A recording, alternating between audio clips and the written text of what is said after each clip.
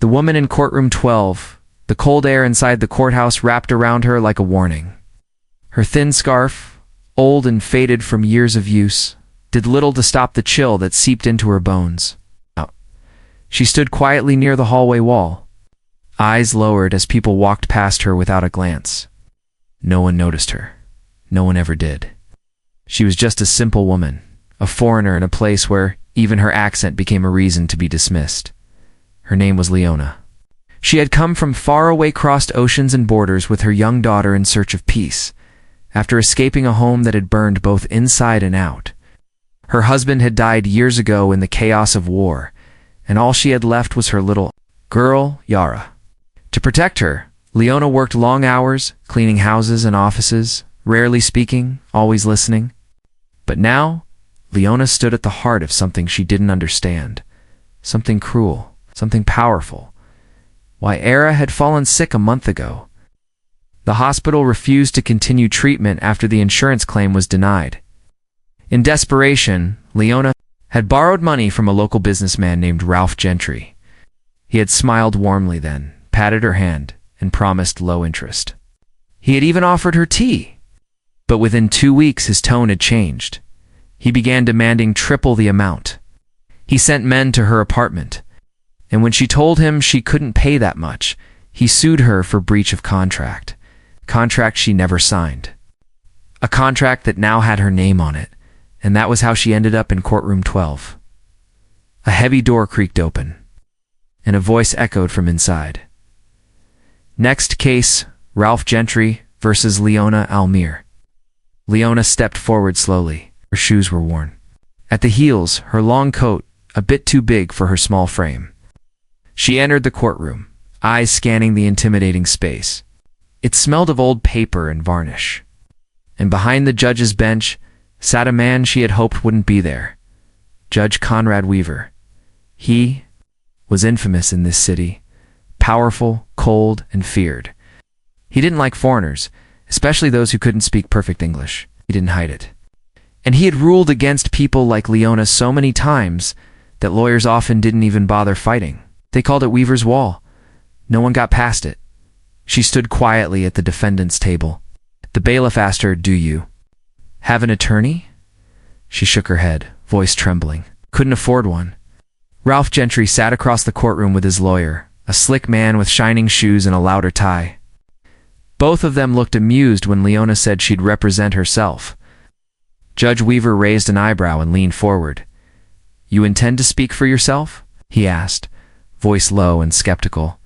Leona nodded. "Yes, Your Honor," he smirked. "Very well, let's proceed." The opening statement from Gentry's lawyer was sharp and filled with legal terms. He painted Leona as a liar, a manipulator who had borrowed money with no intent to repay. He showed the court the contract, her name printed clearly, signature, scrawled at the bottom. He used words like predatory borrower, bad faith, and civil deceit. Leona sat quietly, her hands folded on the table. When it was her turn, she stood slowly. "Your Honor," she said softly, "I did not sign that paper. I never agreed to those terms." "You have no legal training," the judge interrupted, already dismissing her words. "You'll need more than just a denial." Leona took a breath. This was the moment she had feared. This was where most would break. But inside her chest, something stirred, old, quiet, and powerful. Something she hadn't touched in years. Because before the war, before she became a cleaner, Leona was a legal scholar. Back in her home country, she had studied law at one of the top universities. She had trained under professors who believed in truth and justice. But all of it had been buried under pain, silence, and dust. Now, that part of her began to wake. Up, she looked at the contract again, this time carefully. The signature looked similar to hers, but not the same. The spacing between letters was too tight. Her signature flowed. This one didn't. She remembered the laws she had once known. She remembered how to question, Your Honor, she said again. Stronger this time. "May I ask a few questions to Mr. Gentry?" Judge Weaver looked surprised, but allowed it. Leona walked slowly to the plaintiff's table. Her eyes locked with Ralph Gentry's. She asked calmly, "Where exactly did I sign this contract?" Ralph shifted in his seat. In my office. Which?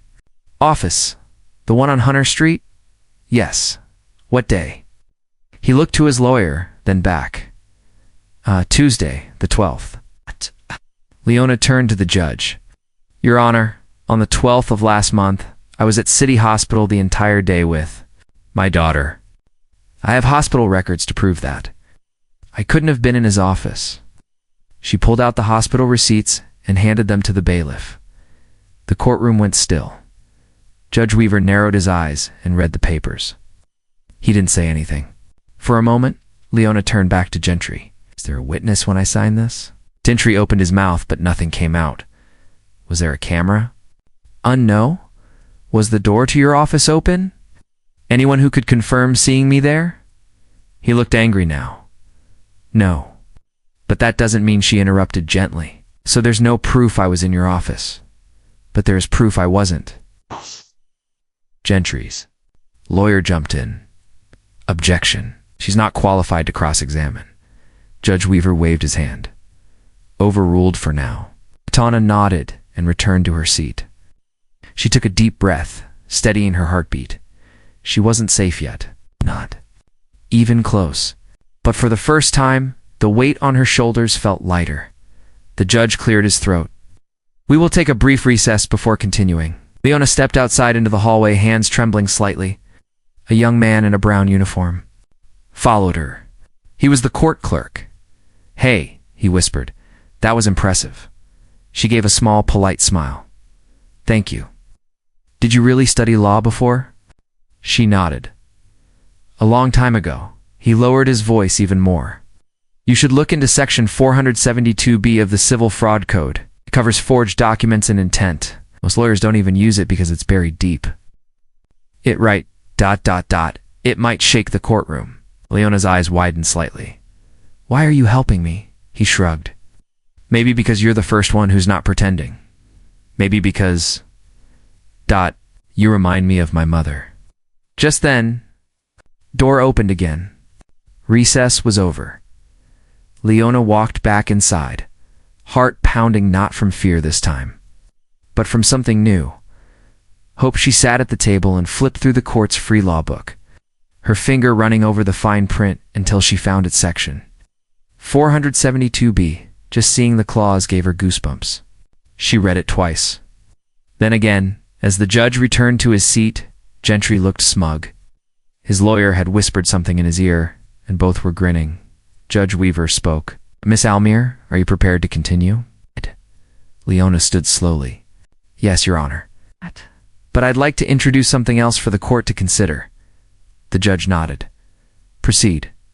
She lifted the book.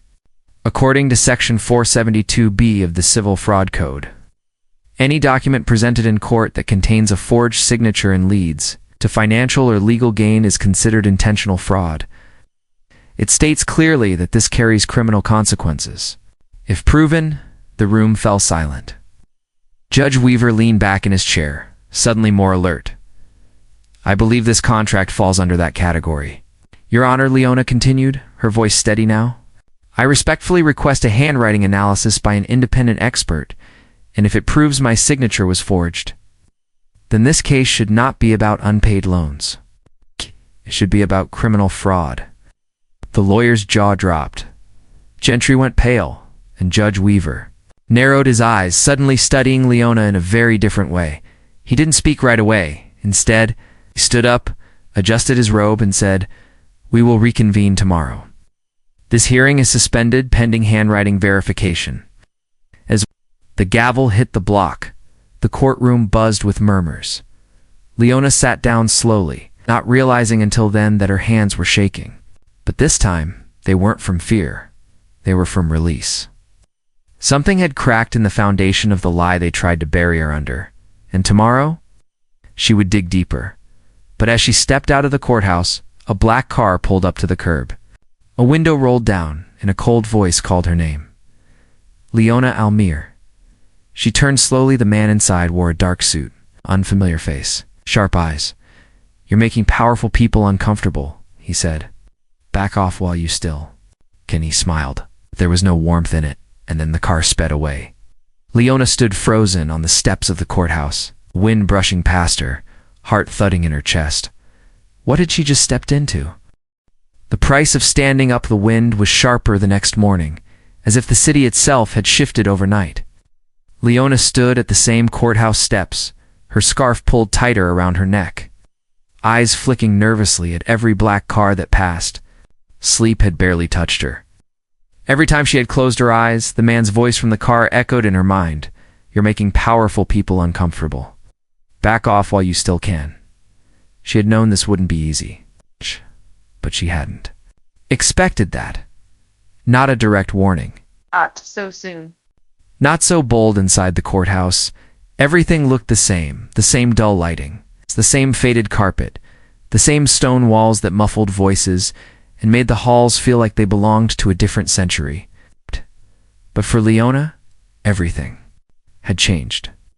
The simple woman who entered courtroom 12 yesterday had awakened. Something inside her, something dangerous to those who thrived on silence and fear. As she walked through the metal detector, the court clerk from yesterday spotted her and gave a small nod. He looked tense. His name was Matthew, and his eyes told her more than words could. He had heard something, maybe more than he should have. They didn't speak, but the silence between them felt like a quiet alliance. Inside the courtroom, Ralph Gentry sat stiffly, his eyes darker than the day before. His lawyer's smile had vanished. And Judge Conrad Weaver, usually calm and collected, seemed irritated the moment he took his seat. Court is now in session, the bailiff announced. Leona rose to her feet. Judge Weaver glanced at her then leaned into the microphone. Miss Almere, I've reviewed your request. The court has approved the handwriting analysis. Results will take 48 hours. Leona nodded respectfully. Thank you, Your Honor. However, the judge continued, I've also received a motion to dismiss this case entirely, citing lack of merit from the plaintiff's side. She blinked. What? The judge nodded toward Gentry's lawyer.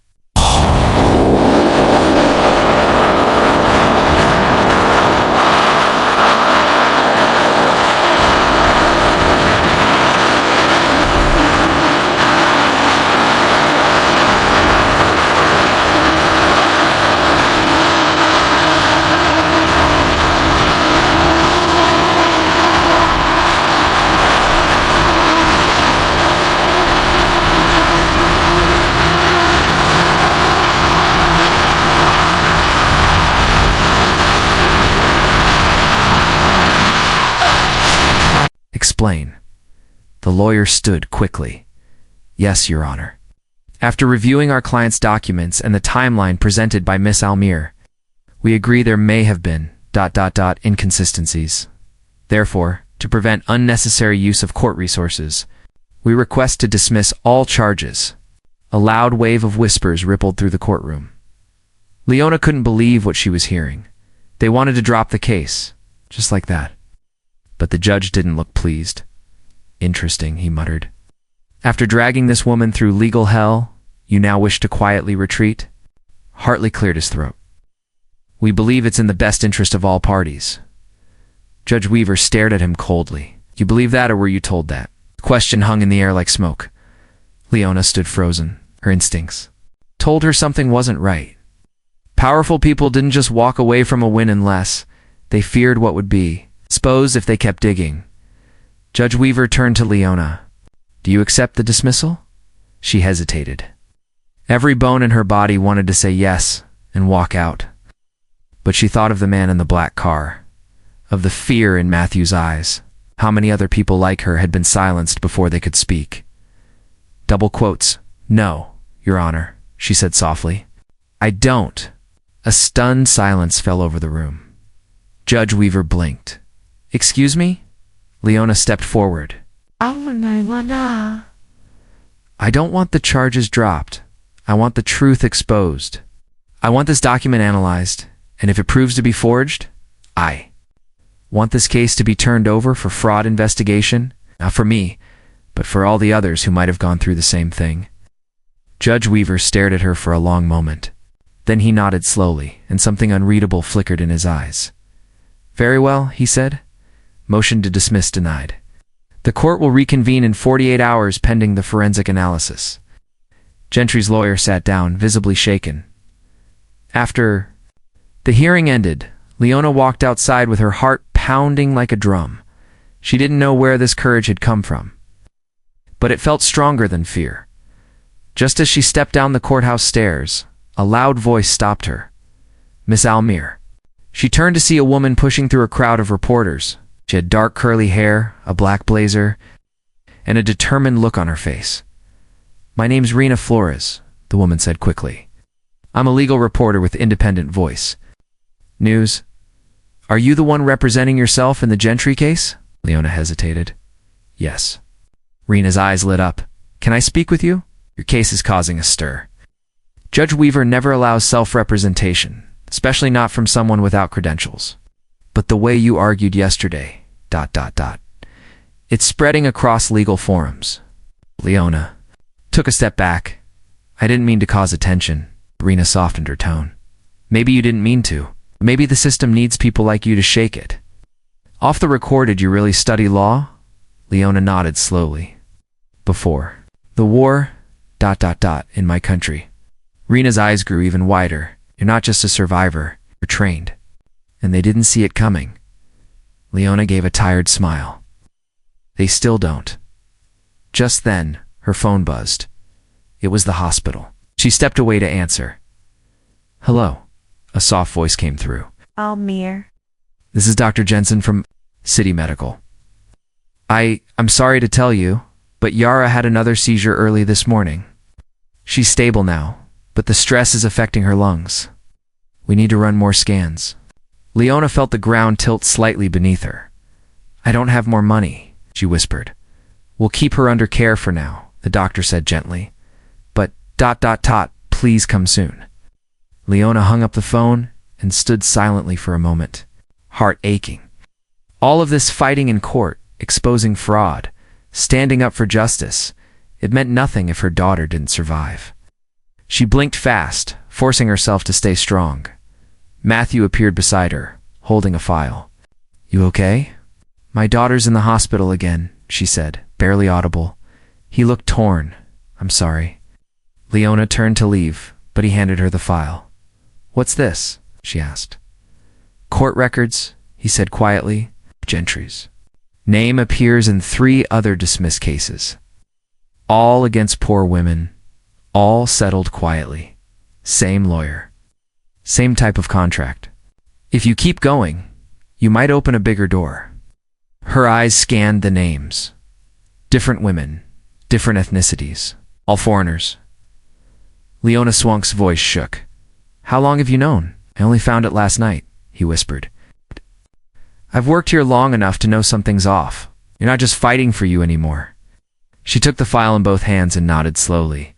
I won't stop. She left the courthouse and walked to the hospital. Leona thought about the life she had once left behind. Back when she believed the law existed to protect people. Then war had turned everything to ashes. Now, standing in the heart of another battle, she felt that belief rising again, reborn. Not in comfort or power, but in courage. Inside the hospital room, Yara lay asleep, an oxygen mask over her face, her small chest rising and falling slowly. Leona sat beside her, gently brushing back her hair. A nurse walked in and smiled kindly. She's a fighter, just like her mom, the nurse said. Leona nodded, holding back tears. She doesn't know anything about what's happening. The nurse placed a hand on her shoulder. Maybe she doesn't need to. Maybe just knowing you're there is enough. As the night fell, Leona stayed by her daughter's side. But she didn't rest. Instead, she opened the court file and began taking notes. Her fingers moved with precision and memory. It was like speaking a language she hadn't used in years, but still remembered by heart at midnight. Her phone lit up again, an unknown number. She answered slowly. Miss Almere, the voice said calmly. This is not about money anymore. You need to walk away before we take something from you that you can't get back. Leona didn't respond. This is your last warning, the voice added. Tomorrow, if you walk into that courtroom again, you'll regret it. The line went dead. Leona looked at her daughter's sleeping face. The wires, the machines, the hospital bills piling up, the fear clawing at her chest. But then she looked back at her notes, and the fear started to burn, not to destroy her, but to fuel her. She picked up her pen again and kept writing. The trial within the trial, third day, felt different. Not just because the sun broke through the clouds for the first time in days, casting soft light across the courthouse steps, but because Leona felt stronger. Her heart was still heavy, her fear still present, but something inside her had shifted. She wasn't walking into the courtroom anymore as someone trying to survive. She was walking in as someone who was starting to remember who she truly was. She had spent the entire night beside Yara's bed, watching the gentle rhythm of her daughter's breathing. Every beep from the monitor, every flicker of movement under the hospital lights, reminded her of what was at stake. But it also reminded her why she couldn't walk away. Her daughter deserved more than a mother who stayed silent. She deserved a world that didn't crush the powerless under the weight of the powerful. Leona could change even a small part of that for her. For others, then it would all be worth it. When she reached courtroom 12, the room was packed. Word had spread, not just about the case, but about her. The foreign woman who had dared to challenge a wealthy businessman, who had stood alone in front of Judge Conrad Weaver and refused to bow. Students from a local law school had come to observe. Reporters sat quietly in the back rows. And somewhere, in the corner, Leona spotted Rena Flores again, her notebook open on her lap. Eyes sharp with attention, Ralph Gentry sat at his table, stiff and expressionless. His lawyer, Mr. Hartley, looked less confident now. The smugness from day one had been replaced by caution. Leona could sense it. They were no longer sure how this would end. Judge Weaver entered the room with his usual stern expression, but even he looked different, less dismissive, more curious. Court is in session, the bailiff announced. The judge spoke immediately. Before we continue, the court has received the results of the handwriting analysis. A wave of tension swept across the courtroom. Leona held her breath. The analysis confirms that the signature on the loan contract is not consistent with Miss Almira's handwriting, Judge Weaver said. In fact, based on stroke pressure and letter formation, the expert concludes it is highly probable the signature was forged. Gasps erupted across the room. Someone in the back dropped a pen. Leona felt her knees weaken slightly, but she didn't sit, not yet, not until it was finished.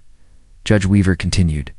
As such, the original complaint by Mr. Gentry is now nullified. However, due to the nature of this discovery, the court will consider a motion to pursue a fraud investigation. Mr. Hartley jumped to his feet. Your Honor, we object to any criminal referral. Our client had no knowledge of the forgery. The judge stared at him. Are you saying the signature appeared magically on a contract your client presented in court? I'm saying mistakes happen. Leona finally stepped forward. Your Honor, may I speak? Judge Weaver nodded. You may. She walked slowly to the center of the room, feeling every eye on her. She held the court file in her hands, her fingers steady. Yesterday, she began. I received this file from the court clerk. Contains 3 other cases, each involving Mr. Gentry, each involving women like me, poor, foreign, alone, in all 3. Same wording, same signature formatting. And all 3 cases were dismissed before evidence was ever examined. She walked to the judge's bench and handed him the documents. Then she turned back to face the room. This isn't about one loan. This isn't about one forged signature. This is a pattern. And a machine. And I believe more women out there have been silenced by it. Hartley stood again. Objection. This is hearsay and speculation. Leona kept her eyes on the judge. Then let's find out. Let's subpoena those women. Let's bring them here and ask. If it's all coincidence, fine. Right. But if it's not, this courtroom could become a place where something finally changes. The judge leaned back, flipping through the documents. Silence filled the room as the weight of what was unfolding began to settle in. After several long moments, Judge Weaver said, the court will reassess for 1 hour while these records are reviewed. The gavel struck the bench, and the courtroom burst into murmurs. Leona walked out slowly, her body buzzing with adrenaline. Matthew, the court clerk, was waiting near the hallway. "You just broke open a hornet's nest," he whispered. "I know," she said. "You might not be safe now." She nodded. "I haven't been safe since day one." Outside, reporters tried to swarm her. But before they could get close, Rena stepped between them. "Leave her alone," she said firmly. "This isn't a spectacle. It's someone fighting to be heard." Leona looked at Rena, surprised. Rena leaned in. "I've seen people like Gentry get away with things for years. No one's ever pushed this far. If you need protection, I can help. I know people." "Thank you," Leona said softly. "We're not done yet," Rena added. "But you're not alone anymore." Back inside, Leona sat quietly in the hallway, thinking about her daughter. She thought about the sacrifices she had made, the dreams buried, the education left behind, the pain swallowed for years. And now, somehow, that forgotten life was returning. She remembered a moment years ago. Back in her homeland, sitting in a grand lecture hall while her professor read aloud a quote she never forgot: "The law is not meant to serve the powerful. It is meant to protect the powerless from those who would crush them." She had believed it once. Now, she believed it again. When the court reconvened, the atmosphere was different. Judge Weaver looked grim, his eyes heavy. "This court has reviewed the additional case files," he said. "Patterns are indeed present. The language and structure of the contracts submitted by Mr. Gentry's team show alarming similarities. The court will issue subpoenas to the women named in these files for testimony. Further, the court is freezing any future legal filings from Mr. Gentry until the matter is resolved." Gentry's face turned red. His lawyer tried to whisper something, but Gentry slammed his hand on the table. "You can't do this," he shouted. The judge's gavel struck again. "Sit down, Mr. Gentry. This woman is lying." Gentry yelled. "She's just a cleaner. She's nothing. She doesn't even belong here." Judge Weaver stood, and for the first time, Leona saw something change in his face. Not just frustration, something deeper. "James, perhaps." "Enough," he said. "Court will not tolerate insults, racism, or intimidation." Isalmir may be representing herself, but she has done so with more grace and knowledge than many trained attorneys. If she was once a legal scholar, as she claims, then perhaps she belongs in this room more than anyone. A stillness settled over everyone. Leona sat quietly, her hands in her lap, its eyes lowered. But inside her heart, something cracked open. Not from pain, from healing. The judge called for adjournment. The subpoenas would be sent. The fraud investigation would begin. But as the room began to empty, a woman approached Leona. She was in her 40s, wearing a green shawl. Her eyes shimmered with tears. "You don't know me," the woman said softly. "But he did the same thing to me 2 years. I'd go. I couldn't speak up. I was scared. But I'm not anymore." Behind her, another woman stepped forward, and another. And another. By the time Leona left the courtroom, 5 women had joined her, and outside, under the soft golden light, Leona stood not as a victim, not as a stranger, but as a beginning. Yet, just as she turned to head back to the hospital, her phone buzzed again. A single text. "Check your daughter's room." Her hands trembled as she stared at the screen. She didn't wait. She ran down the steps, ran through the crowd, ran past the courthouse guards, and out into the street. A cold chill followed her, because whatever power she had, awakened wasn't just watching, it was ready to strike. Shadows in the hospitaliona burst through the hospital doors, her chest burning, legs trembling from the sprint. People turned to look at her, but she didn't stop, shoved open the stairwell door and climbed faster than the elevator could. Carry her. The cold metal railing stung her hands, but she barely felt it. The only thing echoing in her head was that message, "Check your daughter's room." By the time she reached Yara's floor, her breath was shallow, but her eyes were sharp. The hallway felt quieter than usual, too quiet. The kind of quiet that made her skin tighten and her heartbeat sound louder than footsteps. The fluorescent lights above flickered slightly, casting soft pulses of shadow against the pale green walls. When she reached room 47, she stopped. The door was ajar. Her hand hovered over the handle for a moment. Shaking then, she pushed it open. The room was empty. The bedjar's bed was made. The machines were gone. No oxygen tank. No force stand. No heart monitor. It was as if no one had been here. No patient. No child. No trace of her daughter. Leona's mouth opened, but no sound came out. A moment later, a nurse appeared from behind the curtain at the far end of the room, holding a chart. Her name tag read Jessica. She looked startled to see Leona. "Oh, miss." "Almir," she said quickly. "I was just about to call you." "Where is she?" Leona whispered. Her voice was dry, rough, like she'd swallowed dust. "Your daughter was transferred to a different room early this morning," the nurse said, flipping through her notes. "There was a request filed on your behalf. They moved her to a private wing for extra observation, room 520. Leona blinked. "I never filed that request." Jessica looked up. Her expression changed, just a little. A flicker of uncertainty. "But it came from your phone number," she said. Leona pulled out her phone instantly. She checked her recent messages. Nothing.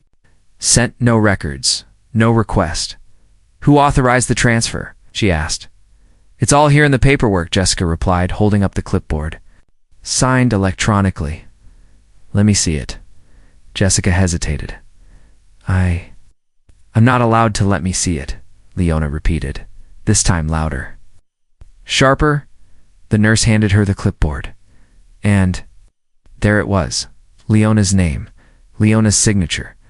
But it wasn't hers. The same pressure. The same too tight spacing. Same hand that had forged the loan contract had now tried to move her daughter without her knowledge.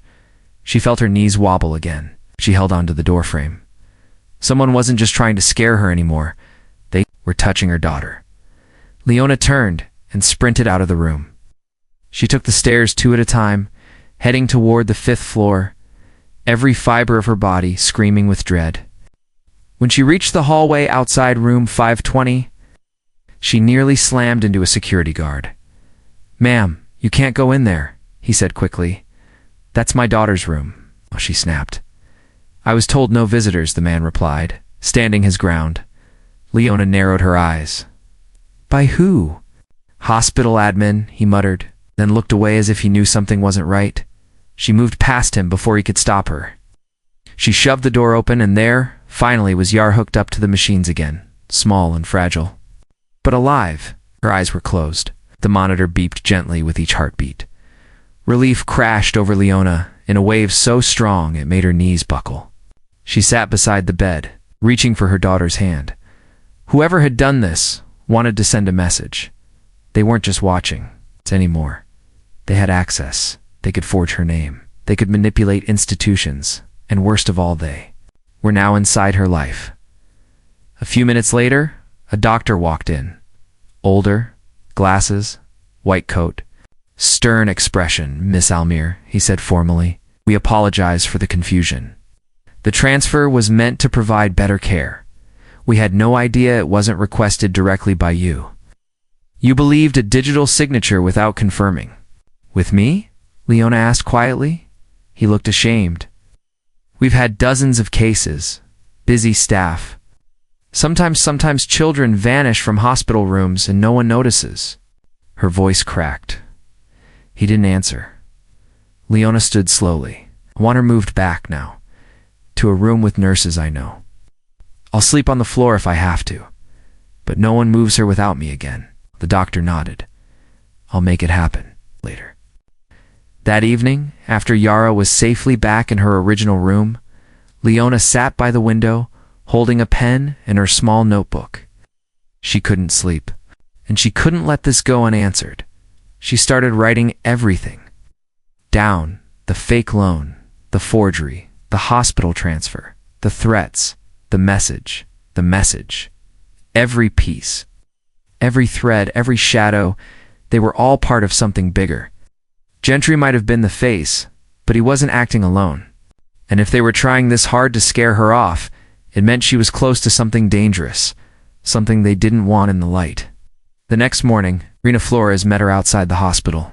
"I heard what happened," she said, pulling Leona aside. "It wasn't a coincidence," Leona replied. Rena nodded. "I know.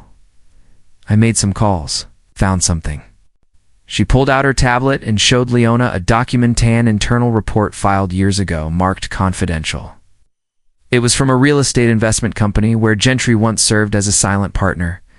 The report listed a network of predatory loans, targeting women who couldn't read the fine print or who were too afraid to push back. At the top of the document was a familiar name, not Gentry, but Conrad Weaver. Leona froze. The judge. She whispered. Rena nodded slowly. Before he was a judge, he was legal counsel for this company. And guess who handled the loan documentation process? Gentry? A cold shiver ran down Leona's spine. What does that mean? She asked. Don't know yet, Rena said. But it means this goes deeper than we thought. They both stood in silence for a moment, staring at the document. If we bring this up in court, Leona said, he could recuse himself, or worse, bury everything. Rena looked serious. It's a risk. But it might also be the moment that cracks the whole thing open. Leona nodded, then looked toward the hospital window where her daughter lay sleeping. Then I'll bring it up, she said. No matter the cost. When she returned to the courthouse later that day, she didn't feel small anymore. She felt like a storm walking into a system built to silence storms. Inside courtroom 12, the judge sat waiting, his gavel resting quietly. In front of him, Leona stood as the hearing resumed. Miss Almere, Judge Weaver said, his voice even. Are you ready to proceed? She stepped forward, holding the tablet with the confidential report. Your Honor, she said clearly, I have evidence that requires your attention before we go any further. And just as she reached the bench, her voice strong and unwavering, a loud crash echoed from the courtroom entrance. The doors slammed open. 3 federal officers stepped in, badges drawn. One of them looked directly at Judge Weaver. Your Honor? He said loudly, you're under federal investigation for judicial misconduct. Please step away from the bench. The entire room froze. Weaver didn't move. Then he stood, slowly, stiffly, and for the first time, he looked afraid. The unraveling silence in courtroom 12 was like the moment before a lightning strike, sharp, electric, and filled with the heavy breath of change. Leona stood frozen beside the judge's bench, her fingers still holding the tablet that carried the truth, while Judge Conrad Weaver's face drained of color. The federal officers didn't hesitate. The lead agent stepped forward and repeated calmly, Judge Weaver, you are under investigation for judicial misconduct, obstruction of justice, and conspiracy to commit fraud. Whispers rippled through the crowd. Reporters scrambled for their phones. Court staff stood motionless, eyes wide. For so long, Judge Weaver had been untouchable, a pillar of law, feared and revered. And now, under the harsh light of truth, he looked like any other man who had built his power on silence and manipulation. Leona didn't speak. She didn't need to. She simply stepped back as the agents approached. One of them held out a documentan official warrant. The other reached for a pair of handcuffs. This is a mistake, Weaver muttered, but the strength in his voice was gone. You're free to speak to your lawyer, the agent replied coldly. The metallic click of the cuffs echoed through the courtroom like a bell announcing a new chapter.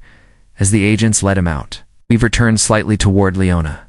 His expression was unreadable, part anger, part recognition.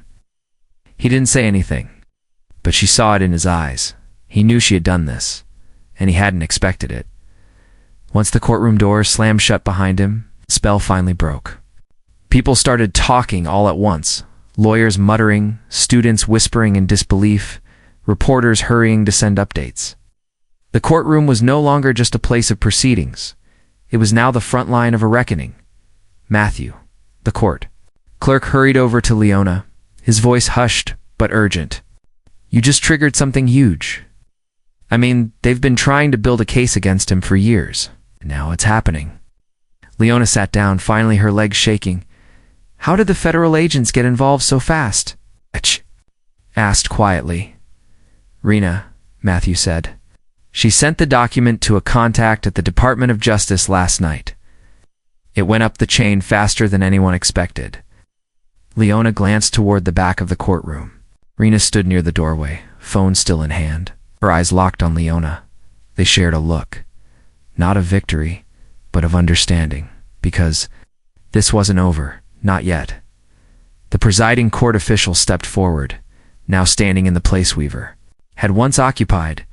Due to recent events, he announced, this hearing is postponed. However, given the gravity of the evidence submitted by Miss Almir, the state court will cooperate fully with federal investigators moving forward. Leona gathered her things quietly outside the courthouse. A wave of reporters rushed toward her. Microphones, cameras, flashes. Miss Almir, how did you know about Judge Weaver's past?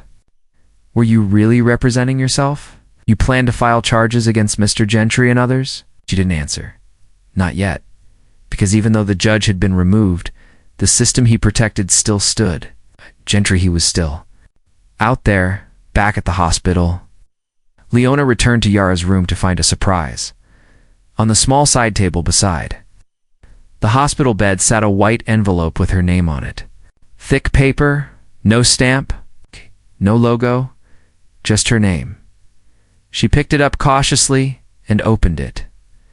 Inside was a single sheet of paper, typed, no signature. You won today. Congratulations, but remember this. Power doesn't vanish when exposed. It hides. Waits. It learns. You've rattled one wall, but the house is far from falling. And we know where you sleep. Leona stared at the words for a long time. They weren't just trying to intimidate her. They were warning her. This wasn't just about Gentry or Weaver anymore. It was about something larger, something deeper. At a network, she looked at her daughter, still resting peacefully under the soft hospital blanket, unaware of the storm outside, unaware that her mother had just declared war on an entire structure built to crush people like them. For a moment, Leona let herself feel the weight of it, the danger, the cost, the loneliness. But then she remembered the women who stood beside her in court, remembered the fear in their eyes transforming into courage. She remembered the law students, the journalists, even Matthew, each of them shaken, but awakened, and she realized something important. She wasn't alone anymore. The next morning, Leona met Rena at a quiet cafe near the courthouse. They sat in the back, behind a curtain, voices low. They'll come after you now, Rena said, stirring her tea, but not the way you expect. Not with threats. They'll try to erase you, question your background, twist your image. Let them, Leona said. I didn't come here for fame. Rena pulled out her notebook. I want to do a full piece. Not just about the case. About you. Your story. What brought you here? What you lost. What you remember. Leona hesitated. People need to see more than a courtroom victory, Rena said gently. They need to see what it took to get there. Leona looked out the window, watching people walk past. Ordinary people, rushing to work, buying groceries, holding hands, carrying their invisible battles. I'll tell you everything, she said, but only if you promise one thing. Anything. Don't make me a symbol. Make me human. Make me real. Because I'm not perfect. I was scared. I still am. But I kept going. And if someone sees that, maybe they'll keep going too. Rena reached across the table and nodded. Double quotes deal. But while the city buzzed with the fallout of Judge Weaver's arrest, a quiet meeting was taking place in a dark office on the other side of town. Ralph Gentry stood near a long table, surrounded by 3 other men. One wore a tailored suit and gold cufflinks. Another leaned against the wall, arms crossed. The third held a folder filled with court documents. She exposed Weaver, the man with the cufflinks said. That was unexpected. She's dangerous, Gentry growled. She doesn't scare easy, so we silence her, said the man at the table, flipping open the folder. Not yet. Yes. Silencing her now would confirm everything, saying, we let the story burn for a while, and we discredit her. Find something from her past. Twist her image. Break her in the court of public opinion. Gentry nodded slowly. And what about the women coming forward? The man smiled coldly. We've dealt with worse. But first, Let's find out how deep she really goes. They closed the folder and the plan began. That evening, Leona received another message, but this one wasn't from a threat. It was from a woman named Samira. One of the names from the old court records, someone who had been silenced 2 years ago. I saw you on the news. I thought no one would ever believe me. But now I know I'm not crazy. Please. ... Can we talk? Leona responded instantly. And the next day they met, Samir told her everything, how she had signed a blank form, trusting the lawyer who promised help, how her signature appeared later on a contract she never read, how the judge ruled against her, even when she begged, how she gave up and left the city, started over, but never healed. They broke me, Samira said quietly, but then I saw you, and I realized, maybe they didn't break me completely. Leona reached across the table and took her hand. They didn't, she whispered, and as more women began to reach out one by one, voice by voice, Leona realized something she hadn't dared hope before. She hadn't just cracked the system, she had started a movement. But as the light grew, so did the darkness around it, and soon it would strike back. The verdict of silency. A week passed. The courthouse, once cold and indifferent, now felt like a place waiting to exhale. What began as a single case, a forged contract against a voiceless foreign woman, had transformed into something far bigger. Something alive. The story had exploded beyond the courtroom walls. It was now on front pages, in headlines, whispered through radio broadcasts, and debated across evening news panels. But behind the scenes, Leona could feel the shift. Every step she took was watched. Every move she made seemed to echo louder than before. The system she had scratched open was not collapsing. It was reshaping itself around her, trying to smother the wound she had exposed. Yet, she didn't flinch. Not when she opened her email and found anonymous messages accusing her of fabricating her education.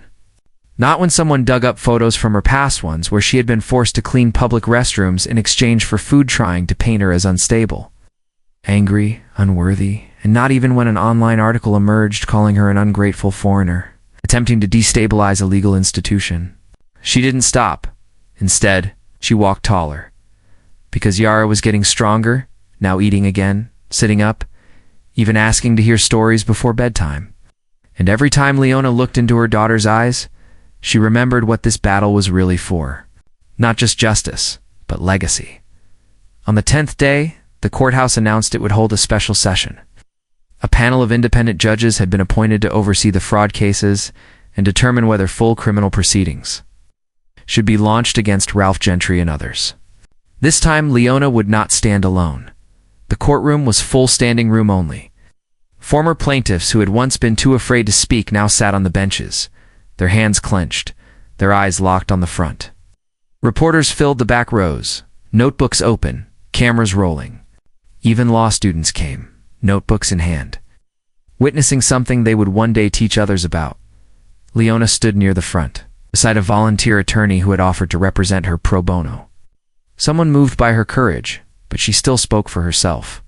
Always, the panel entered. 3 judges. No robes, just quiet eyes and steady expressions. The lead judge, the woman with silver-streaked hair and a scar just above her brow, spoke first. We are here to examine the evidence, to hear testimony, and to determine whether there is reason to believe that Mr. Ralph Gentry, Judge Conrad Weaver, and other unnamed individuals conspired to defraud, intimidate, and silence vulnerable members of this community. A hush fell across the room. Then the testimonies began. Woman after woman stepped forward. Some spoke through translators, some broke down mid-sentence, some could barely make eye contact.